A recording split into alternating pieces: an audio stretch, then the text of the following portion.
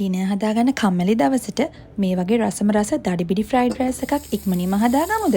එහෙනම් බටර් ටිකක් පෑන් එකකට දාලා පොල් තෙල් පොඩ්ඩකුත් දාගන්න බටර් ටික කල වෙන්න කලින්. දැන් ඒකට කලාගත කරදමංගු, චොප් කරගත්ත ඉඟුරු සුදු ලුණු ටිකක් ඇඩ් කරලා ලාවට බැද ගන්න. තව එකකින් රස වැඩි වෙන රම්ප කරපංචත් එකතු කරගන්න පුළුවන්. මේ ටික ලාවට බැදනකොට ප්‍රතිකපාගත්ත සොසේජස් ටිකකුත් මම එකතු කරගන්නවා.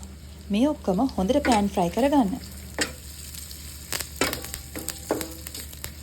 සොසේජස් ටික බැදීගෙන එනකොට ඒකට කපාගත්ත ලුණු ටිකකුත් එකතු කරගන්න.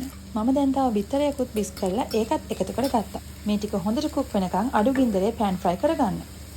දැන් මම මේකට චොප් කරගත්තු කැරට්, තක්කාලි එකතු කරගන්න. තව පොඩ්ඩක් රසගුණ වැඩි වෙන චොප් කරගත්තු බෙල් පෙපර් ටිකකුත් එකතු කරගත්තා. දැන් කහ කුඩු, සොයි සෝස් එකතු කරගත්තා.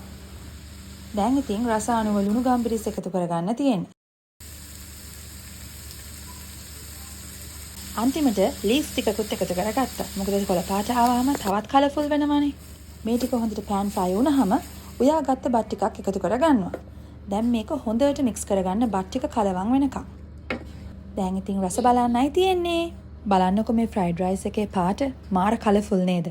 මේකේ ස්පයිසස් අඩු වැඩි කරලා බබාලට උනත් රසට කන්න දෙන්න පුළුවන්. මේකට chili paste උයි, ගෙදර තියෙනවා නම් චට්නි එකතු කරන් බලන්න මාරම රසයි. Subscribe for more.